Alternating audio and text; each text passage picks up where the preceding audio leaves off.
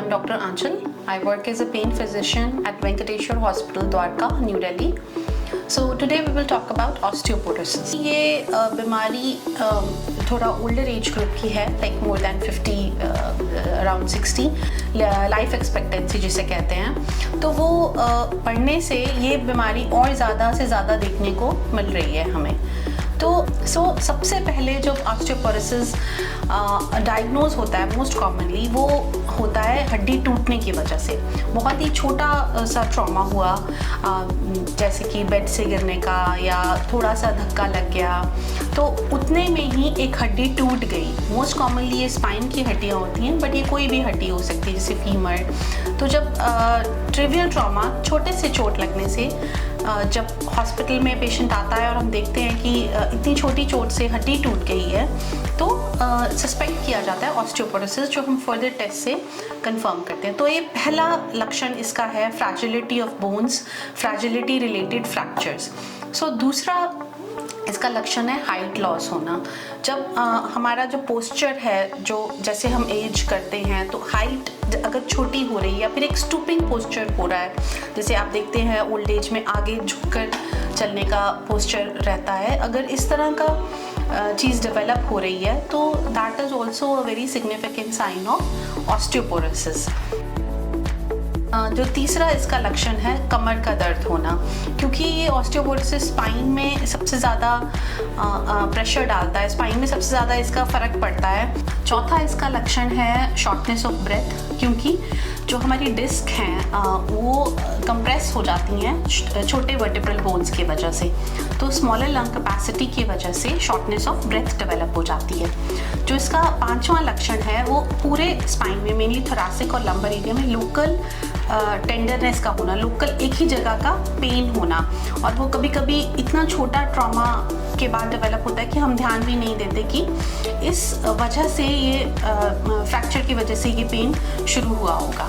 तो जो 5 लक्षण हैं, इस जो सिम्टम्स ऑफ ऑस्टियोपोरोसिस हम कहते हैं, loss of height, change in posture, shortness of breath, bone fracture और pain in lower back.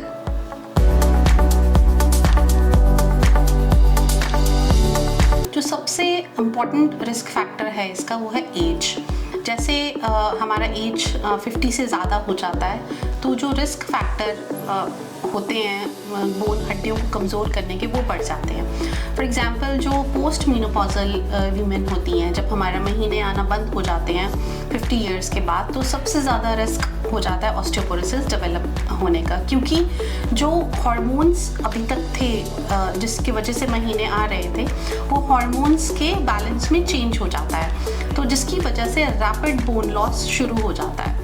Mails में भी जो 50 ईयर्स के बाद जो बोन लॉस है वो बढ़ जाता है. और कई बार ऐसा होता है कि प्रोस्टेट जब बढ़ रहा है और वो अगर कैंसर इस फॉर्म में है, तो वो भी एक रीज़न होता है हड्डियों के कमज़ोर होने का, क्योंकि वो कैंसर बोन्स में फैलता है. जब हम यंग होते हैं 30 ईयर्स 40 ईयर्स के, तो उस समय पे हमने अपनी बोन्स का कितना ख्याल रखा है. हमारे अंदर जो हड्डियाँ मजबूत करने वाले मिनरल्स हैं, जैसे कैल्शियम है, मैग्नीशियम है, और जो विटामिन्स हैं जैसे विटामिन डी है, वो उसकी क्वांटिटी कितनी एडिक्वेट रही है, और हमारा जो मस्कुलर मास है, हमने कितने अच्छे से एक्सरसाइज करके अपना मस्कुलर स्टेटस मेंटेन रखा है, इस बात पे डिपेंड करता है कि हमारा ओल्ड एज में ऑस्टियोपोरोसिस डेवलप होने का कितना बड़ा रिस्क है. जैसे मैं हमेशा अपने पेशेंट्स को भी कहती हूँ कि जो हेल्थ है वो मनी इन्वेस्टमेंट की तरह ही है. अगर आपने अपनी यंग एज में अपने हेल्थ में इन्वेस्ट किया है अपना टाइम, अपना मनी, तो उतना ही अच्छा रिजल्ट आपको ओल्ड एज में मिलेगा. कुछ ऐसी बीमारियाँ हैं जब हो जाती हैं तो हमें वो प्रोन कर देती हैं ऑस्टियोपोरोसिस होने के लिए या फिर हड्डियां कमज़ोर होने के लिए.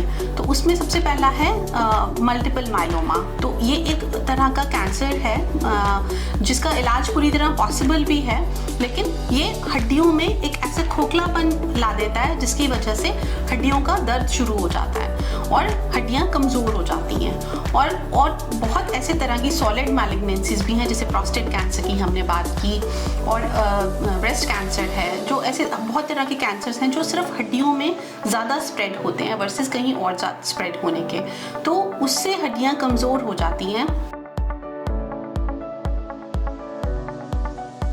इसके लिए एक स्पेशल टेस्ट होता है जिसे बोन मैरो डेंसिटी टेस्ट कहते हैं। ये स्पेशल तरह का एक्सरे है जिससे हमें हड्डियों की डेंसिटी वो कितनी मजबूत है वो पता चलता है और उसके अकॉर्डिंगली उसका ट्रीटमेंट शुरू हो जाता है ताकि फ्रैक्चर होने से पहले ही बचा जा सके। हम अपने डाइट में एडिक्वेट अमाउंट ऑफ कैल्शियम ला सकते हैं मिल्क से, मिल्क रिलेटेड प्रोडक्ट से या फिर ग्रीन लीफी वेजिटेबल से। सेकेंड इम्पॉर्टेंट चीज़ है विटामिन डी। विटामिन डी कोई भी डाइट सप्लीमेंट में नहीं होता है, तो इसलिए उसका बाहर से सप्लीमेंटेशन लेना ज़रूरी है या फिर सनलाइट जो होती है, हम जब खड़े होते हैं उसमें, तो सनलाइट जब यूवी लाइट हमारी स्किन को टच करती है तो विटामिन डी की सिंथेसिस होती है और सबसे ज़्यादा क्वालिटी जो होती है यूवी लाइट की वो सुबह 10 बजे से लेकर दोपहर 3 बजे तक की सनलाइट ऐसी होती है जहाँ पे sufficient amount of vitamin D बनता है जब आप उस टाइम पे धूप में खड़े होते हैं। फिर तीसरी चीज़ है वेट बेयरिंग एक्सरसाइज। ये बहुत इंपॉर्टेंट है कि एक्सरसाइज, वेट बेयरिंग एक्सरसाइज होती कौन सी हैं। जैसे हम जब हमारी बॉडी वेट किसी तरह के हम लोग उठाती है और इसमें है नॉर्मल चलना, ब्रिस्क वॉकिंग या नॉर्मल वॉकिंग या जॉगिंग करना या फिर जितना आपकी बॉडी टॉलरेट कर सकती है उसने वेट उठाना। स्मोकिंग एक बहुत ही बड़ा रिस्क फैक्टर है जो हड्डियों को कमज़ोर करता है। हम इसको देखते हैं as some form of lung cancers या थ्रोट कैंसर्स के एज अ रिस्क फैक्टर, लेकिन हड्डियों को कमज़ोर करने में, ऑस्टियोपोरोसिस में भी स्मोकिंग एक बहुत बड़ा रिस्क फैक्टर है। तो stop smoking is also a very good preventive measure. फिर जैसे मैंने पहले बात की, यंग एज में अपना ध्यान रखना। जो यंग एज में जितना ज़्यादा अपना ध्यान रखता है, जो जितना अच्छा उसका हेल्थ स्टेटस होता है, उतना ही चांसेस कम है कि उसे ऑस्टियोपोरोसिस डेवलप होगा। फिर जब हम ओल्ड एज में हैं और अगर ऑस्टियोपोरोसिस डेवलप हो गया है तो हम फ्रैक्चर कैसे प्रिवेंट कर सकते हैं। असिस्टेड वॉकिंग, अगर आपको लगता है कि गिरने में, चलने में थोड़ा सा डिसबैलेंस हो रहा है तो कुछ ना कुछ वॉकर या असिस्टेड वॉकिंग कीजिए। और फिर मेडिकेशंस का बहुत ध्यान रखने की ज़रूरत है एल्डरली एज ग्रुप में।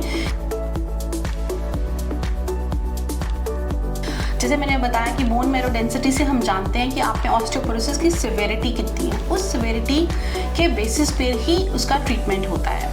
आजकल जो बहुत सारे ट्रीटमेंट्स चल पड़े हैं जो ऐसे लेबल की तरह भी आते हैं कि हड्डियों को मजबूत करें, लेकिन ये बहुत ही रिस्की हो सकता है क्योंकि जो कुछ ऐसे ट्रीटमेंट है ऑस्टियोपोरोसिस के जो बहुत प्रॉपर स्क्रीनिंग के बाद और सिर्फ स्पेशलिस्ट के द्वारा ही शुरू किए जाएं तो ही आपके लिए सेफ़ है। नहीं तो बहुत सारी ऐसी बीमारियां जो इम्यूनिटी के कम होने की वजह से होती हैं, जैसे हर्पीज़, टीबी, ये सारी बीमारियां देखी जाती हैं उन पेशेंट्स में जिनको इस तरह की दवाइयाँ रैंडमली शुरू कर दी जाती हैं। तो बहुत ज़रूरी है कि आप अपने स्पेशलिस्ट से ही इस तरह की दवाइयाँ लें। सो अपॉइंटमेंट लेने के लिए इस वीडियो के एंड में नंबर है, तो कॉल करें और आज ही अपना ट्रीटमेंट कराएं। Thank you.